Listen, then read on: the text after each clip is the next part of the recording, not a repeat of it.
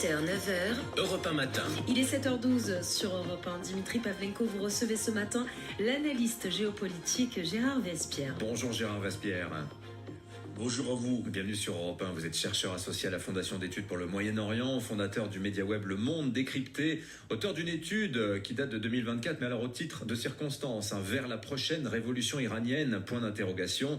On va parler de l'Iran ce matin ensemble, Gérard Vespierre. On a d'abord été impressionné par l'ampleur de la mobilisation populaire contre le régime depuis 3 semaines. Et puis, on est maintenant horrifié de la violence de la répression.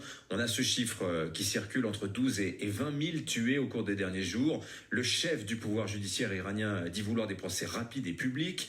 Une première pendaison aurait d'ailleurs eu lieu hier. C'est clairement le signe, Gérard Vespierre, que le régime iranien vendra chèrement sa peau. Tout à fait, parce que la crise est d'une profondeur et d'une ampleur sans précédent. Donc le régime est effectivement dos au mur et emploie tous les moyens de répression que vous avez cités. Effectivement, la répression policière dans la rue et la répression judiciaire auprès de l'ensemble des personnes qui ont été arrêtées depuis 15 jours.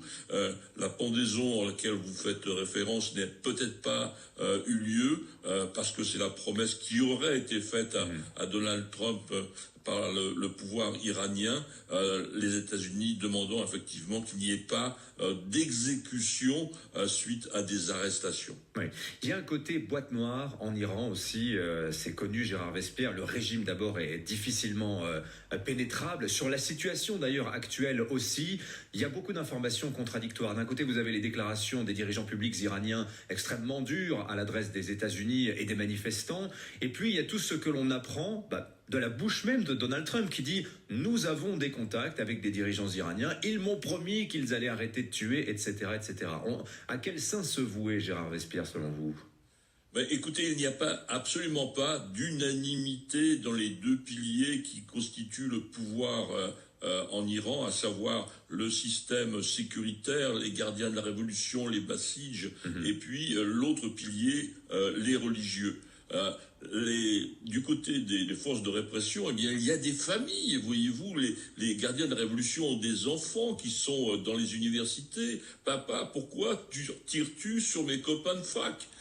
Conséquence, eh bien, voyez-vous, le pouvoir a décidé la fermeture des dortoirs. Il ne faut pas que les étudiants se réunissent. Il faut fragmenter parce qu'il y a des fissures à l'intérieur, bien sûr, de la jeunesse, à l'intérieur, même dans les familles des gardiens de la Révolution. Et sur le pilier religieux, vous avez la même situation. Bon nombre de religieux considèrent que l'islam n'est pas du tout dans sa voie normale quand elle conduit à du sang et à la pauvreté générale d'une nation.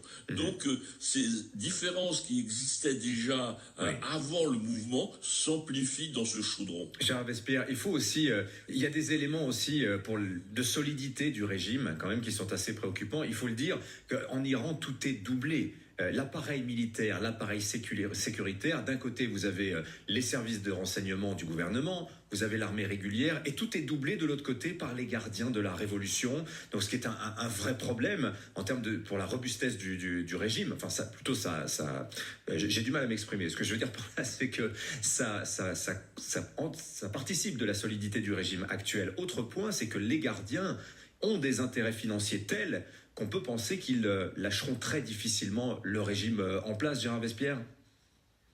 Quand vous doublez quelque chose, c'est que vous avez peur, c'est qu'il y a une incertitude du bon fonctionnement d'une des deux organisations, voyez-vous. Donc la solidité dans le doublage n'est pas du tout assurée. Et d'autre part, ce que vous évoquiez, donc sur cette stratégie-là, eh bien, conduit aussi au doute à l'intérieur même du système. Et l'enrichissement des gardiens, eh bien, conduit au fait que certains ont déjà dans la tête de vouloir continuer à garder leur pouvoir financier en se désolidarisant du monde religieux. Et c'est ce à quoi, effectivement, le fils du chat a fait référence depuis 1 ou 2 années en disant « j'ai des contacts avec les gardiens de la Révolution ». Donc ne croyons pas du tout à la verticalité, à l'homogénéité des deux structures du pouvoir, les forces de répression, les forces de sécurité et de l'autre côté, les religieux. Il y a le ver est partout dans le fruit, au point de vue sécurité et au point de vue religieux. Dernière question, Gérard Vespierre. Donald Trump semble hésiter sur la ligne à tenir vis-à-vis de l'Iran. Comment vous interprétez ces hésitations? Qu'est-ce qui le retient?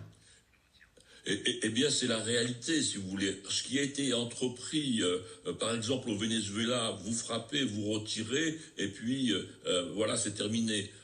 Là, dans le chaudron iranien, vous avez une autre stratégie, une autre situation totalement différente en face de ce bouillonnement. Si vous intervenez, que va devenir le bouillonnement? Ça va être un bain de sang qui va augmenter ou pas, voyez-vous? Donc qui va sortir de ce bouillonnement augmenté? Donc parce que la décision va se faire au sol, comme disent les militaires. Mais cette fois-ci, ce sont les civils dans la rue qui vont faire les décisions et personne ne sait comment, effectivement, la pièce va retomber après une intervention militaire sérieuse des États-Unis. Merci beaucoup, Gérard Vespierre de Volumier. On vous lira sur votre site web, notamment Le Monde décrypté. Merci d'avoir été avec nous sur Europe 1.